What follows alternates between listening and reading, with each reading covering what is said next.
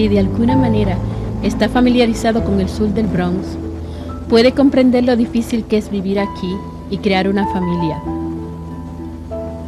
He pasado mucho tiempo y esfuerzo tratando de ayudar a otros en mi comunidad y he comprobado a primera vista las dificultades que tienen.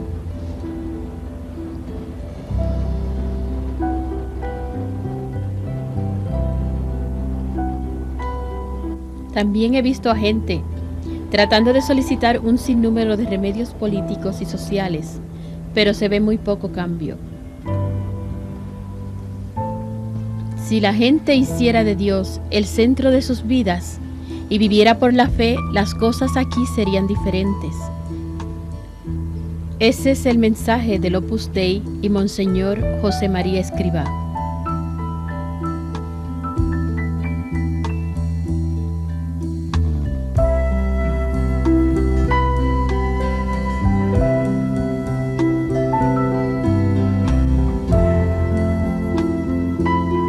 Cuando estudiaba en la universidad, tratando de decidir mi carrera, me atrajo el entrenamiento médico en psiquiatría, en particular psiquiatría infantil.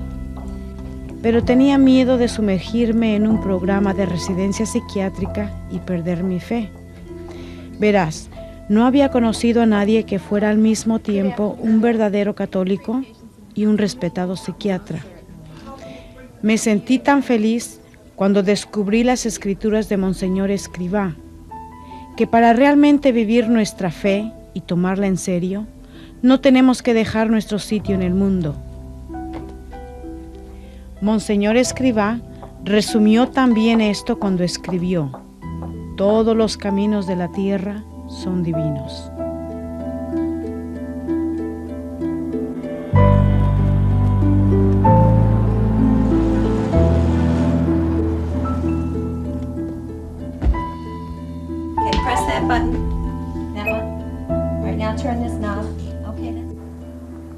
Estoy agradecido al fundador del Opus Dei, que me ha enseñado tantas cosas, como trabajar bien por el amor de Dios, como darme a otros, ser un mejor hombre en la familia. How you doing, John? Fine. Bye, Dad. Good to see you. Hi, Dad. Hi, Brian. Como amar a mi esposa, It's pretty good. Give me a hug. siendo un mejor marido. Amar a mis hijos, siendo un mejor padre.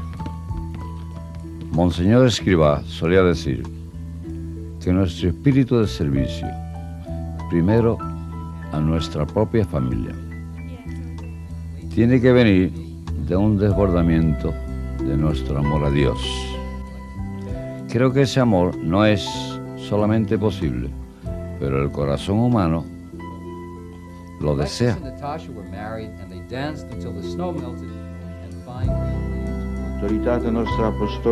José María Escrivá ha tocado muchas vidas profundamente. Esto fue reconocido por el Papa Juan Pablo II cuando lo declaró beato en 1992. Esta proclamación lo acercó más a la santidad. Se han formado muchas opiniones sobre el Opus Dei, la organización que él fundó. Él creía que la santidad no es algo reservado para unos cuantos seleccionados, pero que es una llamada a toda la gente en su vida diaria. Muy pocos en la historia de la Iglesia han articulado una espiritualidad para la vida común. El Papa Juan Pablo II consideró a José María Escrivá como una gran figura de la historia de la Iglesia moderna, que puede ser contado entre los grandes testigos de la cristiandad.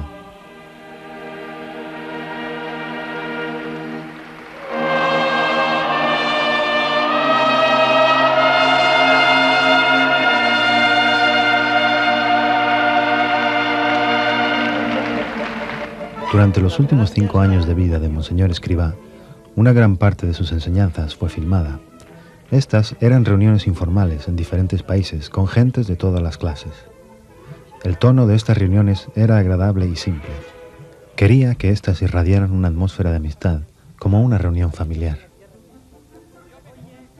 Hablaba a su público sobre su relación con Dios en sus vidas de cada día. Al explicar el mensaje del Opus Dei, tomaba muchas veces algo de su propia experiencia como ejemplo. Su historia se presenta a través de estos fotogramas. José María Escrivá nació en Barbastro, una pequeña ciudad al noreste de España, en 1902. Sus padres, José y Dolores, eran profundamente cristianos. Cuando tenía 2 años, José María se enfermó gravemente. No pasará de esta noche, le dijo el doctor a sus padres. Su madre rezó. Por la mañana el niño estaba bien. Algunos años después, ella le dijo: la Virgen Santa debe haberte dejado en el mundo por una razón muy especial.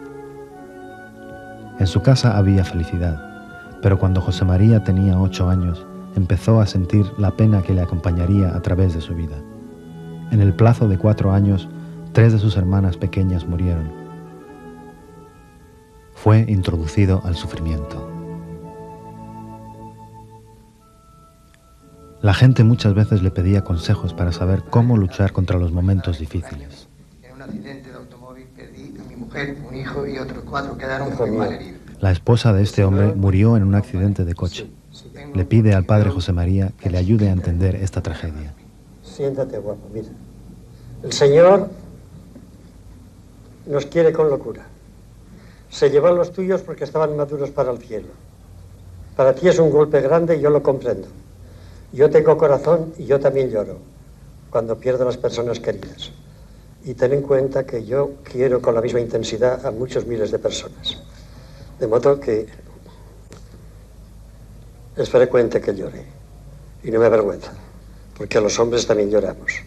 Pero después me voy al Señor a buscarlo en mi corazón y me da más alegría aún ir al sagrario y me enfrento un poco con el Señor, no ofendiéndole. Son palabras de amor. Le digo: ¿por qué? Si tienes tan pocos amigos en la tierra, ¿por qué te llevas estos? Que te hubieran podido servir, que hubieran sido tan útiles a otras almas. Y al final bajo la cabeza y digo: tú sabes más que yo. Qué tontería, ¿verdad? Qué tontería. Está claro que sabe más que todos nosotros. Él es sapientísimo y nosotros somos unos ignorantes. Y digo: hágase, cúmplase, sea alabada y eternamente ensalzada la justísima y amabilísima voluntad de Dios sobre todas las cosas. Amén, amén. Y me quedo tranquilo. Dios te bendiga, ten paz en tu alma y encomiéndate a esas personas queridas que las tienes en el cielo. Sus padres proporcionaron una profunda atmósfera religiosa, donde los niños crecieron fortalecidos por la fe. Dolores enseñó a su tímido hijo a no tener vergüenza de nada excepto del pecado. En esta gran familia universal, hijos míos, yo veo la familia modelo, porque hay risas y llantos, hay juegos de niños y riñas de niños, cosas que pasan deprisa, cosas que pasan deprisa y no tienen trascendencia, y sin embargo la tienen. Hijos míos, ¿cómo os voy a hablar yo de un hogar luminoso y alegre si basta que os fijéis en el vuestro? Deja de ser alegre cuando dejáis de ser cristianos, cuando dejáis de practicar, cuando dejáis de rezar en común, cuando dejáis de recibir con frecuencia los sacramentos. Que busquéis a Dios en todas las cosas, que está escondido en lo elemental, en lo ordinario, en lo cotidiano, y está en ese vivir vuestro, en el de cada uno, en el mío, ahora, aquí. Por eso vuestras casas deben ser hogares luminosos y alegres. Su familia se mudó a Logroño en 1915. Un día, después de una gran nevada, José María vio algo que le pareció un resplandor de luz. Allí, delante de él, en la nieve, estaban las huellas de un carmelita descalzo que continuaba su trabajo y que ofrecía este sacrificio a Dios. José María comenzó a sentir que Dios le llamaba. En España se llama el bachillerato. Y barrunté el amor. Barrunté la llamada de Dios, que quería algo. Yo no sabía qué era. Me fui a mi padre. Mi padre me escuchó y me dijo: pero tú te lo has pensado bien, hijo mío. Tú te das cuenta de que no vas a tener un cariño en la tierra, un cariño humano. Mi padre se equivocaba, ¿eh? Se dio cuenta después. no vas a tener una casa, se equivocaba. Yo no me opondré. Y se le soltaron 2 lágrimas, que es la única vez que he visto llorar a mi padre. No me opondré y además yo te voy a presentar una persona que te pueda orientar. Con el apoyo que recibió de su padre, se marchó al seminario de Zaragoza en 1920. Sus profesores pronto se impresionaron de su inteligencia y religiosidad. Hacía una visita diaria al antiguo altar de la Santa Virgen María y a menudo pasaba toda la noche rezando en la capilla del seminario. Al tercer año, el arzobispo le otorgó responsabilidad en la guía académica de otros seminaristas. Me hicieron un gran bien. Yo recuerdo tantas virtudes de aquellos chicos, muchos de ellos después mártires. Tantas cosas maravillosas recuerdo. Y recuerdo, y por allá andarán, si no lo han pegado fuego durante la guerra, que iban notando con alegría, mejor se le ve crecer. Dios está aquí en esta alma, tantas veces. Cuando tenía 21 años, siguió el consejo de su padre y empezó a estudiar Derecho en la Universidad de Zaragoza. El ambiente universitario lo captivó. Desde ese momento se consideraría parte del mundo académico. Contribuiría toda su energía intelectual al servicio humano y cristiano.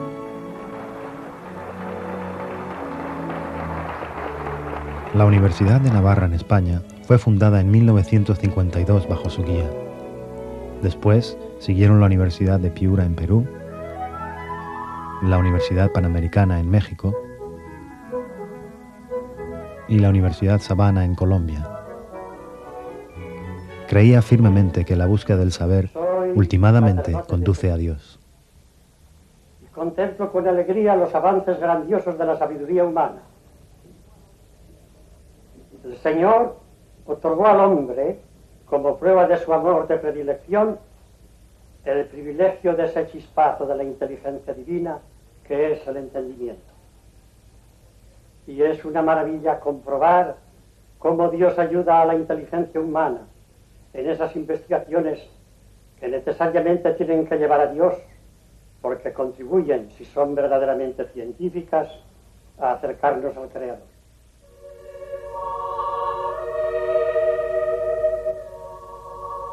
Cuando José María tenía 23 años, fue ordenado sacerdote.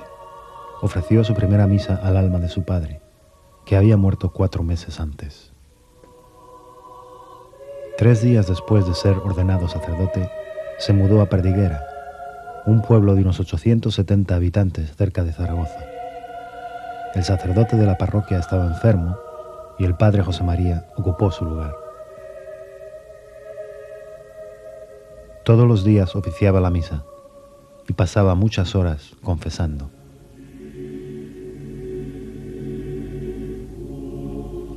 Enseñó catecismo y preparó a muchos niños para la primera comunión. Cuando se marchó de Perdiguera, 2 meses después, había visitado a todas las familias del pueblo. Además de su trabajo de sacerdote, terminó la carrera de Derecho en Zaragoza. Trabajó como maestro para mantener a su madre, su hermano y hermana. En Madrid, en 1927, mientras estudiaba un doctorado en Derecho, fue capellán de la Fundación para los Enfermos. Fue allí donde empezó a ocuparse de los pobres y de los enfermos. Cuidaba de las necesidades espirituales y materiales de miles de enfermos e inválidos. Muchos de ellos eran inmigrantes que vivían en condiciones muy duras, en donde la tuberculosis y otras enfermedades se propagaban. Día tras día ayudaba a los barrios más pobres y peligrosos de la ciudad. También enseñó a miles de niños en las 58 escuelas a cargo de la Fundación para los Enfermos. Aunque muchas de las escuelas no tenían más de 2 o 3 aulas pequeñas, fueron capaces de proporcionar una educación a más de 11.000 niños. Yo tengo sobre mi conciencia, y con orgullo lo digo, el haber dedicado muchos millares de horas a confesar niños en las barriadas pobres de Madrid. Yo hubiera querido irlos a confesar en todas las grandes barriadas más tristes y desamparadas del mundo. Venían así, con los moquitos hasta la boca. Había que comenzar limpiándoles la nariz, ¿verdad? Antes de limpiar un poco aquellas pobres almas. Llevad a los niños a Dios antes de que se meta en ellos el demonio. Creedme, les haréis un gran bien. Yo lo digo por experiencia de miles y miles de almas y por experiencia mía personal. A menudo cuidaba de las necesidades espirituales de los enfermos en las afueras de Madrid. Anotaba los nombres de las personas que iba a visitar. Entonces salía, generalmente a pie, envuelto en su manto. En sus apuntes de un día de 1927 había 6 direcciones anotadas.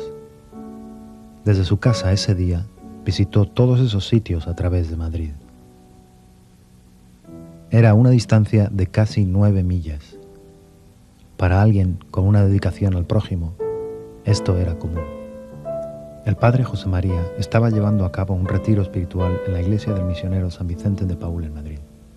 Fue allí donde, como él dijo, Dios le mostró el Opus Dei, un camino a la santidad para todo el mundo a través de los acontecimientos ordinarios de sus vidas. En aquel momento, el 2 de octubre de 1928, se escuchó un repique de campanas de una iglesia cercana. Había fundado la obra de Dios. El 2 de octubre de 1928 quiso el Señor, hace ya 47 años casi, que apareciera el Opus Dei.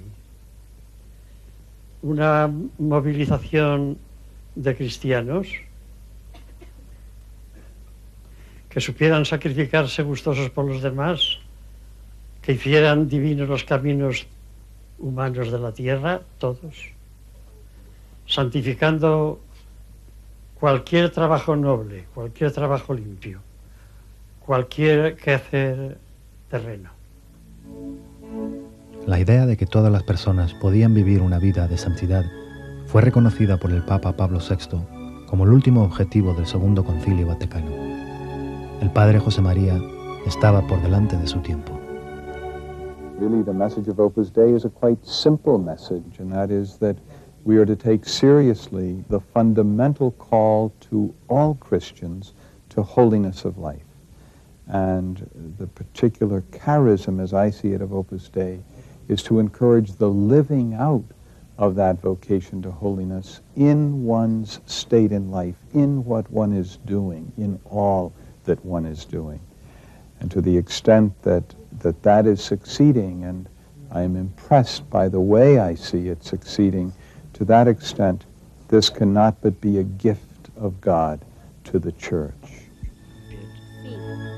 En 1930, el padre José María extendió a las mujeres el mismo ideal de santidad en la vida cotidiana. Pero la base inicial del Opus Dei no estaría completa hasta 1943, cuando el clero podía tener su lugar. Fue entonces cuando se creó la Sociedad Clerical de la Santa Cruz.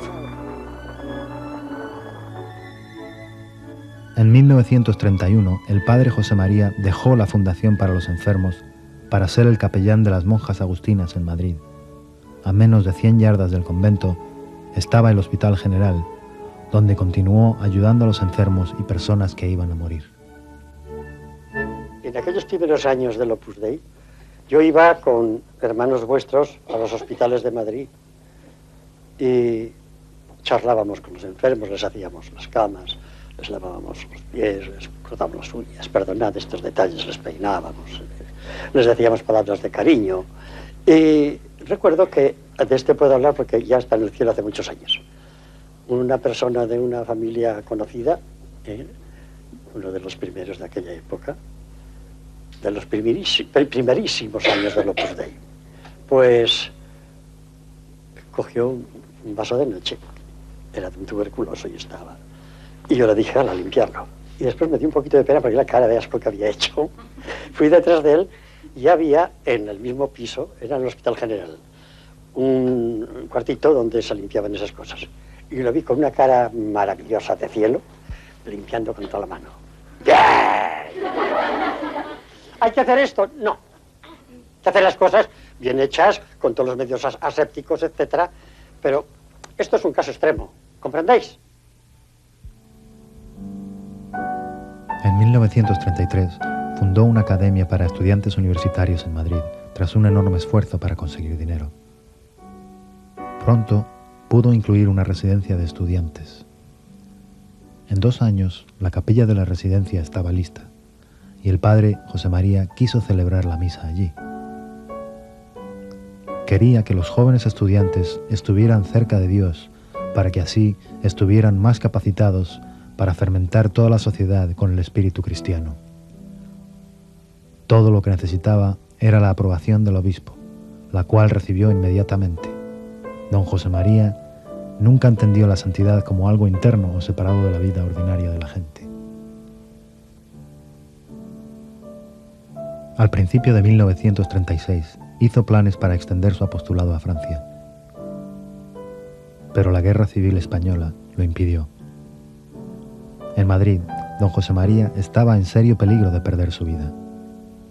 Miles de sacerdotes habían sido ya martirizados. A pesar del peligro, continuó atendiendo almas. Fue persuadido a escapar a través de los Pirineos en diciembre de 1937. Le pidió a la Santa Virgen María una señal para continuar. La encontró en medio de unos escombros de una iglesia, una rosa de madera dorada. Más tarde volvió a España para continuar su apostolado. Desde Madrid, inmediatamente empezó a trabajar para llevar su apostolado a otras ciudades de España. Las vocaciones al Opus Dei empezaron a multiplicarse. Mientras estaba fuera de Madrid, encargándose de un retiro para sacerdotes, murió su madre. Mi madre estaba enferma grave. Y yo entonces daba muchos cursos de retiro espiritual a sacerdotes de toda España, porque el Señor lo quería y los obispos me llamaban. En fin, me fui a mi madre, le dije, mira, ofrece al Señor toda esta pena tuya, este dolor tuyo, esta enfermedad, que me voy yo a predicar a unos sacerdotes. Y me fui a Lérida. Y solía dar 5 charlas y antes de comer era una plática. La plática la dediqué a hablar de la madre de los sacerdotes. Y se me ocurrió decir, las madres de los sacerdotes, yo estaba con la pena de mi madre, se debían morir solo al día siguiente de morirse su hijo. En aquel momento vinieron a llamar al obispo, se marchó y yo acabé, y vino demudado. Y dijo, Álvaro, le llama usted desde Madrid. Fui al teléfono y me dijo, esa me acababa de morir mi madre. Yo me quedé helado y me fui al sagrario, sin una lágrima. Y al fin reventé a llorar y ya no me quejé. Le dije, cuando yo hablaba así era porque tú me ponías en la boca y en el corazón y en la cabeza esos pensamientos. Y son pensamientos buenos y santos. Cuando tú te las has llevado es porque estaba madura para el cielo. Desde esos primeros años, muchos sacerdotes se han beneficiado de las enseñanzas y ejemplo de Monseñor José María Escrivá. En 1994, 3 miembros del Opus Dei fueron ordenados sacerdotes. Uno de esos miembros era Álvaro del Portillo. Fue el primer sucesor del padre Escrivá y desde 1982 hasta su muerte fue el prelado del Opus Dei. A través de los años, más de 1.400 miembros del Opus Dei han dejado sus profesiones seculares para ser ordenados sacerdotes. Ahora dedican su tiempo a las necesidades espirituales de los miembros, pero siempre en unión con las necesidades de la Iglesia. Una extraordinaria necesidad surgió en Chicago en 1991. Santa María de los Ángeles era una de las iglesias más grandes de Illinois. Era uno de los mejores ejemplos de la arquitectura del Renacimiento romano en América, pero el edificio había sido condenado. El cardenal Joseph Bernardin pidió al Opus Dei que proporcionara sacerdotes para servir a la parroquia. Everyone has to see this church. You have to see it. You have to experience it to understand the beauty and the mystery, I would say. Bajo la guía del padre Twist, la renovación de la iglesia empezó en 1991.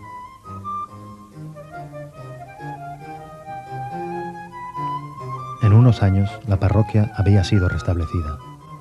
We want to participate with the other institutions in this area to make our community into an even greater community. I thank your pastor, Father Twist, for the extraordinary leadership he has given, both in the restoration of the church and in the restoration of the unity of this parish. This morning, heaven claims this corner of earth as its own. Fue durante los años 40 cuando el padre José María y el Opus Dei fueron las víctimas de una campaña de calumnias y difamación. Fue condenado por algunos como hereje, por la idea de que todas las personas son llamadas a una vida de santidad. El padre José María perdonó y no dijo nada. Una vez que no podía más ya, ante las calumnias y las mentiras, las difamaciones de los buenos.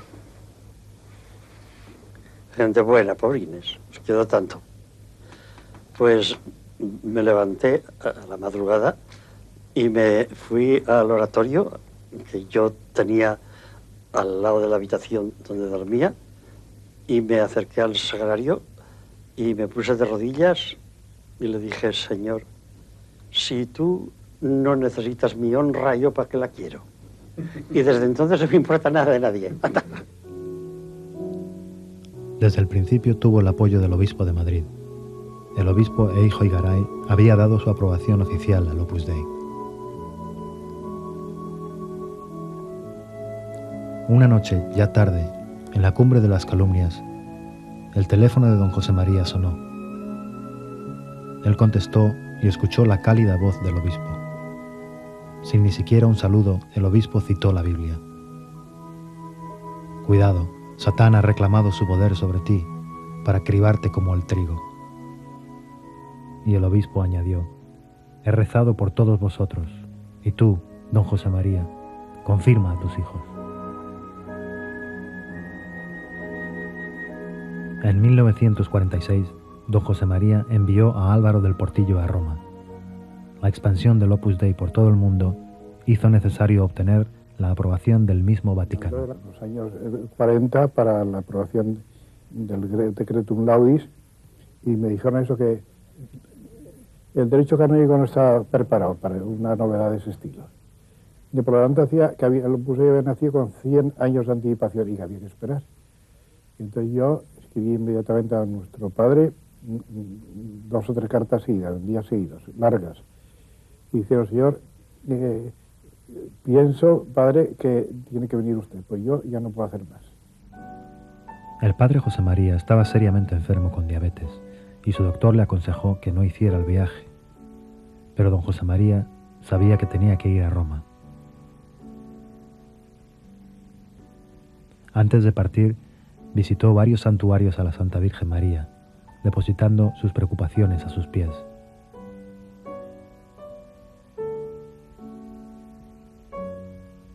Don José María llegó a Roma el 23 de junio de 1946.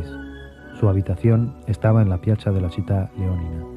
Desde el balcón de su habitación al apartamento del Santo Padre había una distancia de menos de 100 yardas.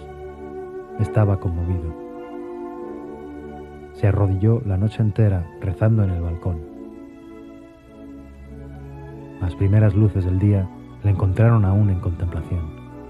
Había venido a presentar al Opus Dei, un recién nacido, al vicario de Cristo.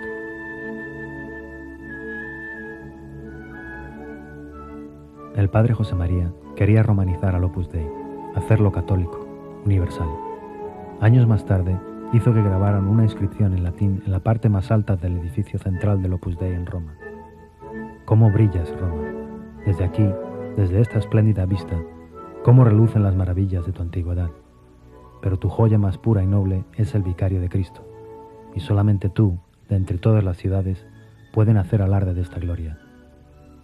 El ya fallecido obispo Álvaro del Portillo recuerda una audiencia con el Papa Pablo VI. Pues Pablo VI le trató con un gran cariño, y cuando yo le sucedía a nuestro fundador y me tuve que presentar a él, me dijo: tenga usted en cuenta que todo lo que pertenecía al fundador del Opus Dei ya no se lo Opus Dei, es de la Iglesia, y por lo tanto tienen que hacer tesoro de todo esto y escribirlo, y es lo que hemos hecho.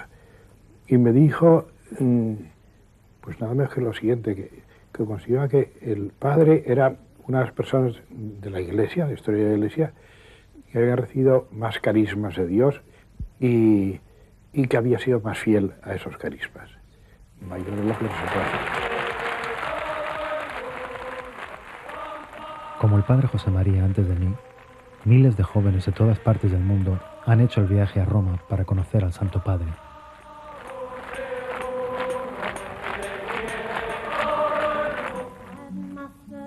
Este grupo de estudiantes universitarios está motivado por la formación humana y cristiana que reciben del Opus Dei.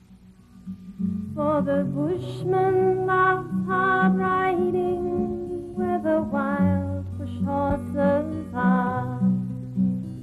The stock horse snuffs the battle with delight. Vi ringrazio per tutto. Mi avete fatto un grande regalo, essendo qui e presentando i frutti delle diverse culture di tutta la modernità cristiana, poi le ricchezze dei diversi popoli, delle diverse lingue, dei diversi canti, danze. Tutto questo mi piace e per me è anche un regalo, posso dire che è un regalo pasquale. Durante la parte final de los años 40, el padre Escrivá condujo la expansión del Opus Dei desde Roma.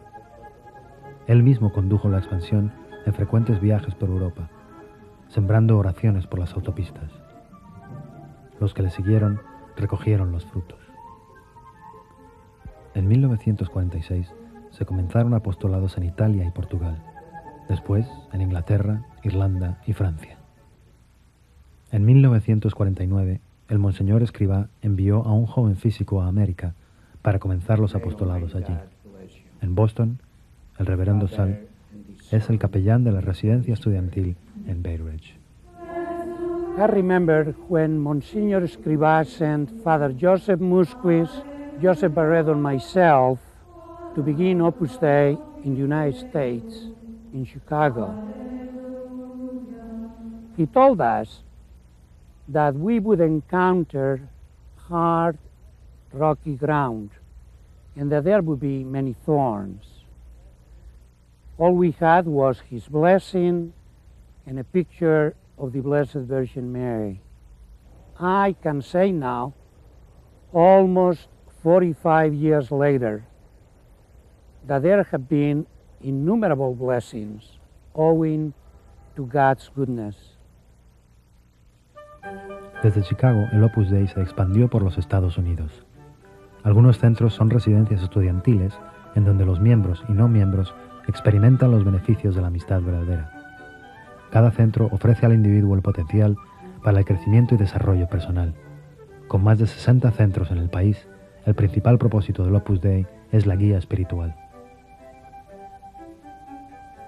Algunos miembros, con otros miembros en las comunidades, han creado instituciones educacionales de caridad y sociales.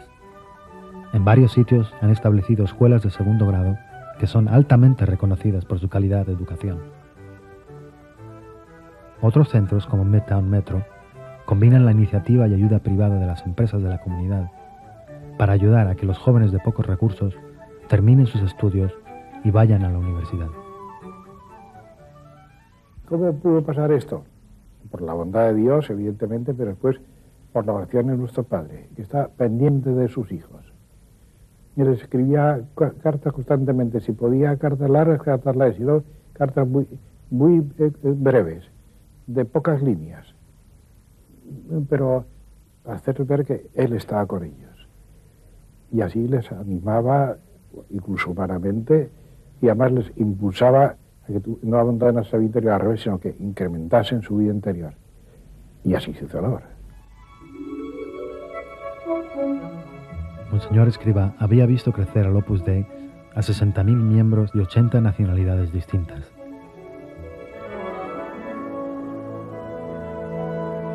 Entre 1947 y 1950, el Opus Dei recibió varias aprobaciones del Vaticano.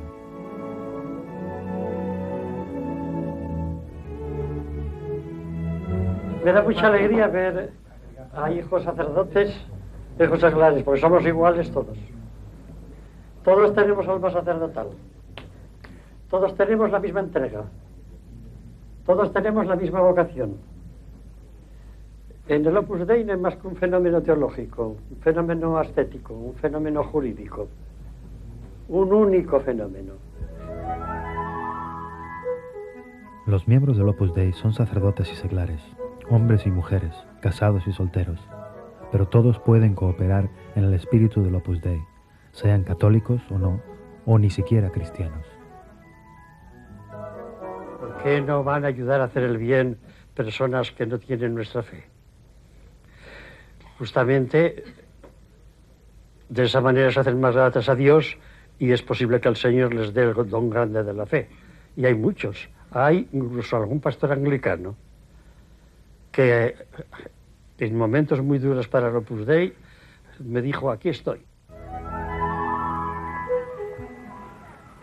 Nereida Soler vive y trabaja en el sur del Bronx, Nueva York, un barrio donde las drogas y la violencia están presentes. No tienes que ser un miembro del Opus Dei para seguir las enseñanzas de Monseñor Escrivá, de que nosotros también podemos ser santos. You see someone in the school selling drugs, you just go to the principal in confidence, okay? Don't be afraid. Go tell the principal in the... Para mejorar nuestras vidas en el sur del Bronx, debemos estar cerca de Dios.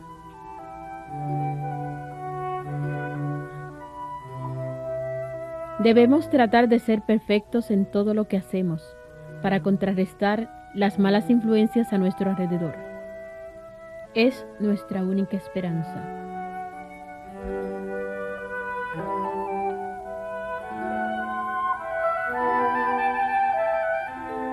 Monseñor Escrivá solía decir a menudo, estas crisis del mundo son crisis de santos.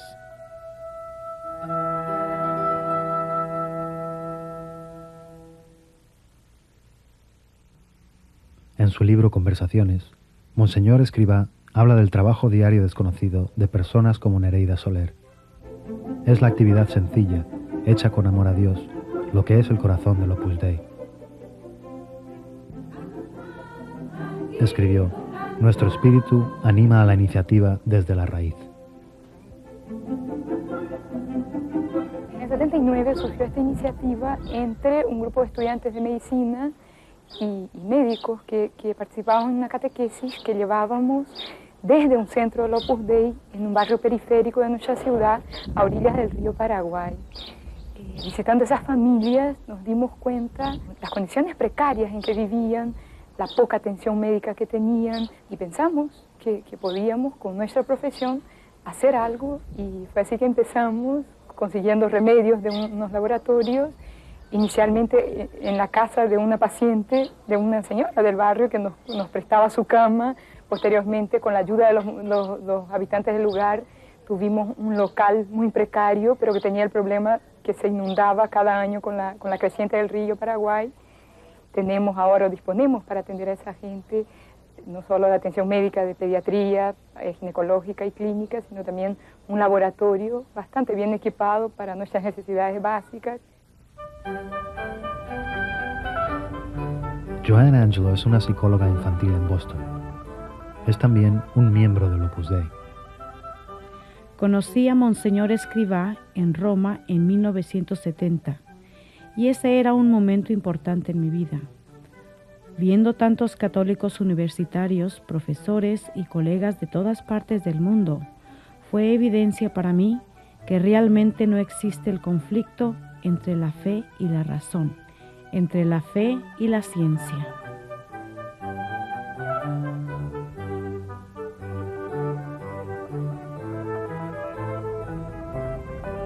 Monseñor Escrivá había dicho que el trabajo más importante para cada miembro del Opus Dei es llegar a ser un verdadero amigo con los amigos y colegas. En Camino, escribió sobre la naturaleza de dicho apostolado personal.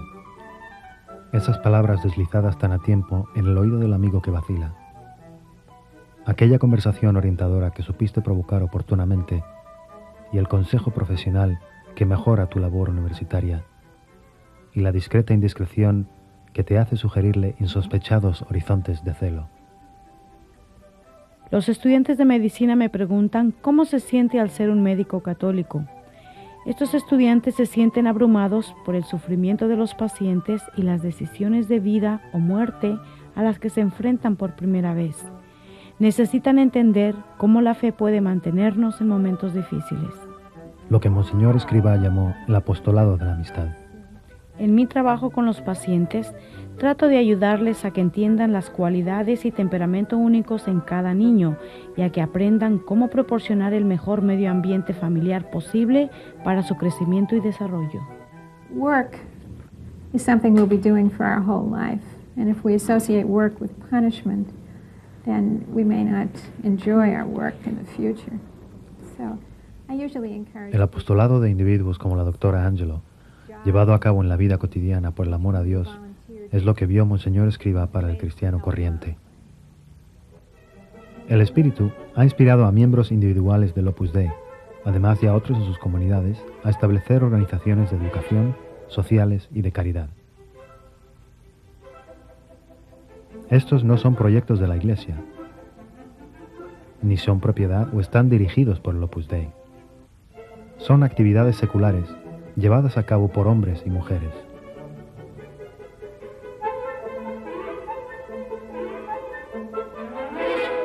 Sin embargo, el Opus Dei proporciona la dirección espiritual a muchas de estas organizaciones.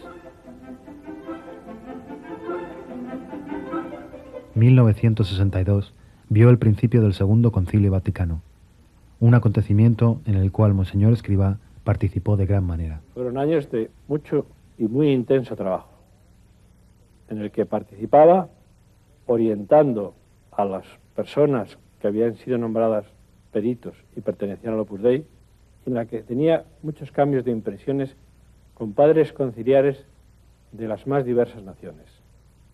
No exagero si digo que pasaron por esta casa en busca del consejo, de la ayuda, del cambio de impresiones con Monseñor Escrivá, más de 1000 padres conciliares. En 1970, Monseñor Escrivá hizo una serie de peregrinaciones a los santuarios de la Virgen María para rezar por la Iglesia, el Papa y los apostolados del Opus Dei.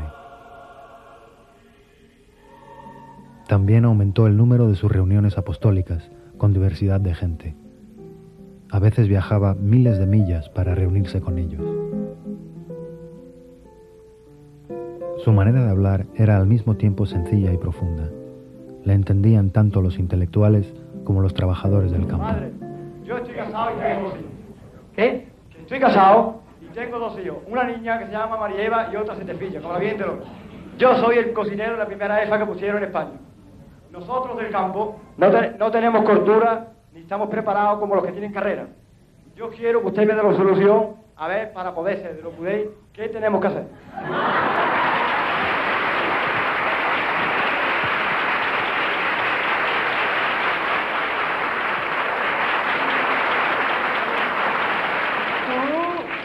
Tú tienes carrera, la del campo, que es una gran carrera, y tú tienes cultura, tú tratas a Dios, tú has hablado con don de sabiduría, sabes más que muchos que se quieren por cultos. Dios te bendiga, hijo mío. Pero yo soy un trabajador que no soy capitalista. Y otro trabajador que no es capitalista. Somos 2 hermanos en el trabajo. Que tengo que trabajar para darle de comer a mi mujer y a mis hijos. Y yo tengo que trabajar para dar alimento espiritual a un montón de miles de almas de todos los colores. ¡Pues viva el Padre!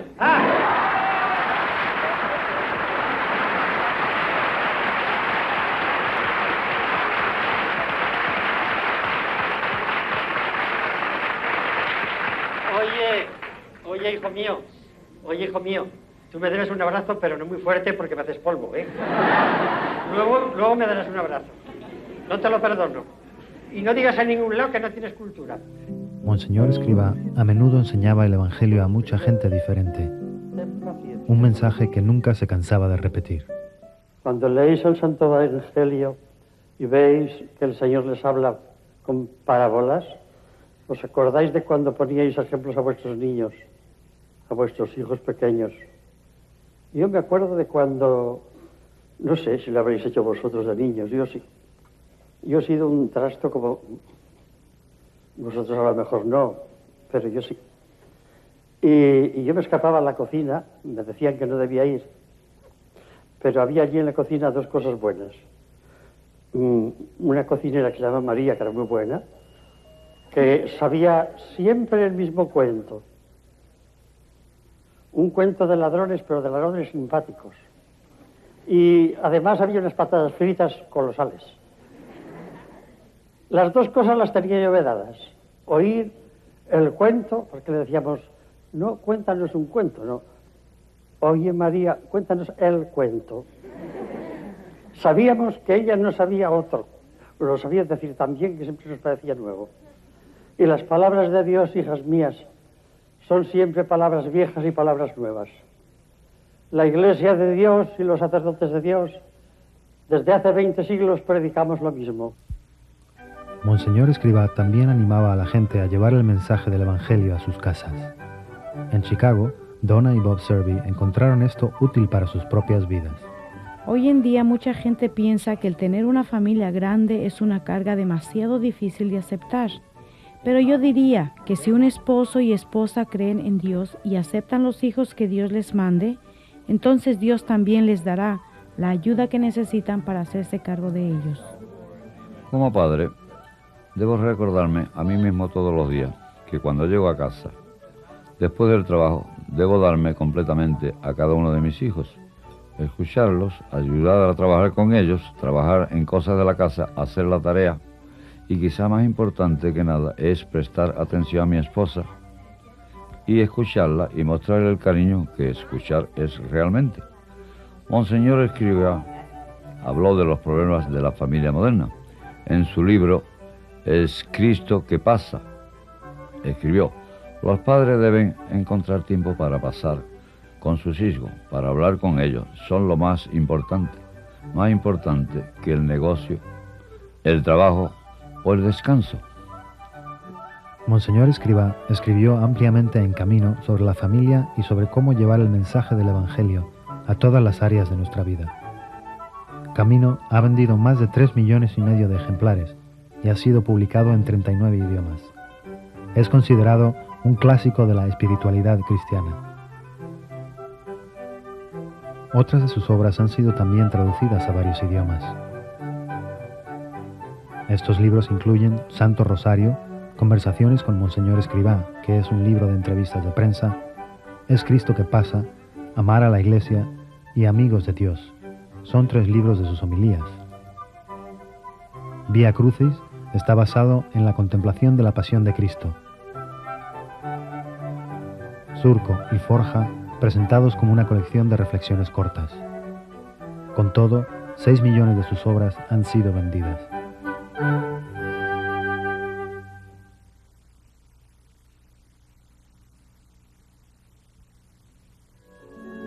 En 1970, Monseñor Escrivá estaba en México. Mientras contemplaba un cuadro de Nuestra Señora de Guadalupe, confesó: así es como me gustaría morir, mirando a Nuestra Señora y que ella me diera una flor. Y así es como murió. Eran las 12 del mediodía del 26 de junio de 1975. Cuando iba a la habitación donde trabajaba, miró al cuadro y se desmayó cayendo al suelo. Ella había aceptado su oración.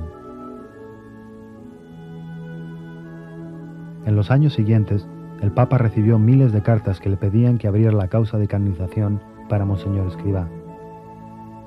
Desde dirigentes de estados y gobiernos, desde personas en los mundos de la cultura y ciencia, hasta más de 1/3 de los obispos del mundo y de gente de todas las clases.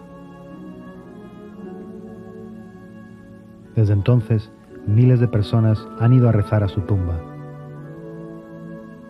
Los archivos del Opus Dei contienen más de 80.000 acontecimientos firmados de favores materiales y espirituales che si attribuyen a sua intercessione. Nel mese di maggio del 1981 sono iniziati 2 processi sulla vita e le virtù del fondatore dell'Opus Dei, uno a Roma e l'altro a Madrid, che sono le città in cui si è svolta la maggior parte della sua vita e in cui risiedevano i testi da interrogare. Tante persone sono state interrogate nel corso di 980 sessioni, circa 6 anni sono durati i processi, ed è stato raccolto una massa enorme di notizie, di dati, di documenti sulla sua vita. Qui alle mie spalle potete vedere una serie di documenti, di volumi che raccolgono tutti questi elementi. La conclusione alla quale la Chiesa arriva con il riconoscimento delle virtù eroiche è un giudizio umano, fondato, ma resta un giudizio umano. Pertanto, prima di procedere alla beatificazione, la Chiesa richiede che il Signore stesso intervenga in un modo che sfugge alle possibilità umane, con un miracolo, per confermare la conclusione alla quale essa è arrivata. Nel caso di Monsignore Escrivá ci sono giunte notizie di molte guarigioni ritenute inspiegabili. Una de estas curas inexplicables tuvo lugar en 1976. Una monja española a punto de morir fue curada de una enfermedad cancerígena. Este reporte fue investigado y usado en el proceso de beatificación de Monseñor Escrivá. 300.000 personas vinieron a Roma de todo el mundo para estar presentes en su beatificación el 17 de mayo de 1992. En la misa que se celebró al día siguiente en la plaza de San Pedro por el obispo de Portillo, se agradeció que José María Escrivá estuviera entre los bendecidos en el cielo.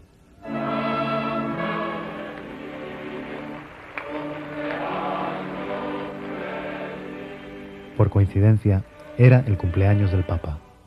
Voi siete ricolmi di gioia per la beatificazione di José María Escrivá de Balaguer, perché confidate che la sua elevazione agli altari recherà un gran bene alla Chiesa.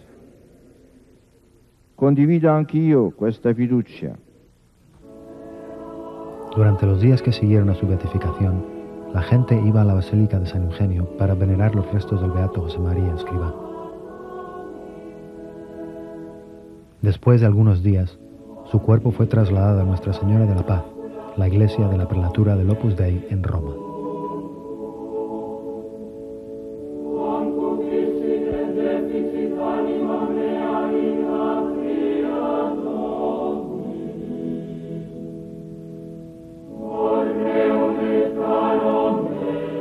Algunas veces me han preguntado que cuál era la virtud más característica de nuestro padre. Yo siempre, sin necesidad de pensarlo mucho, he dicho que el amor de Dios. Tiene un amor a Dios gigantesco, arrollador. Está pendiente del Señor para cumplir su deseo en las cosas grandes y en las cosas pequeñas, siempre. Y por eso estaba en los detalles. Y hablaba de cómo actúan las personas humanas que están enamoradas. Que se fijan en los detalles, que hacen pequeños regalos, chucherías quizá. Nuestro padre hacía eso con nuestro Señor.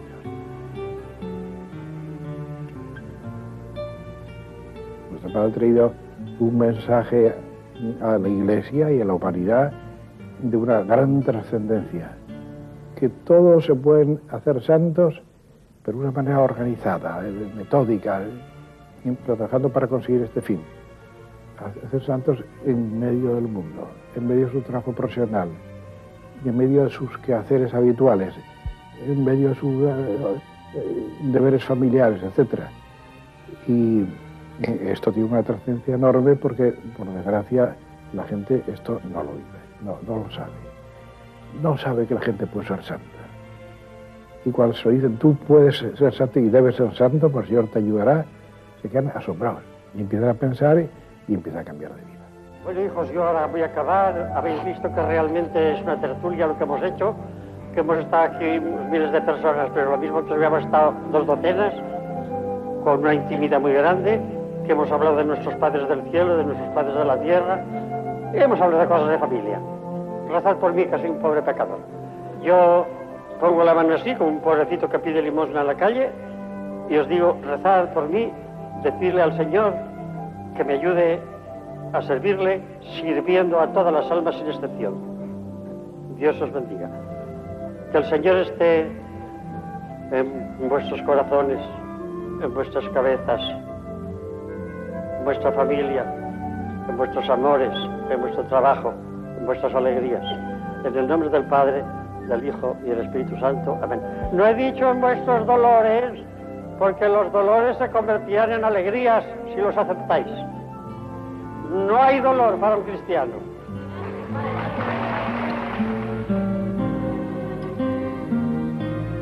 Este amor a Dios, expresado por el trabajo y actividad cotidiana de cada uno, es un concepto simple.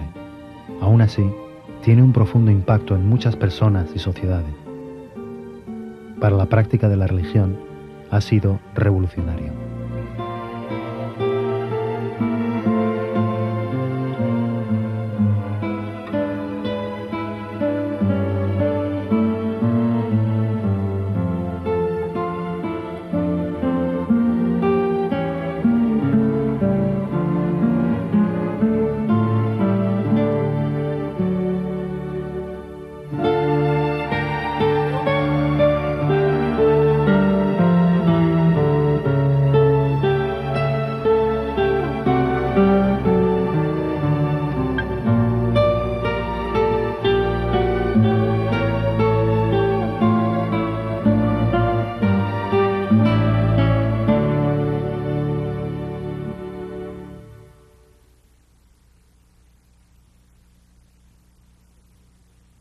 Una copia del video Un regalo de Dios, junto al catálogo de las escrituras del Beato José María Escrivá, puede ser solicitado a través de Scepter Publishers, Post Office Box 1270, Princeton, New Jersey, 08542, o llamando al teléfono 1-800-322-8773.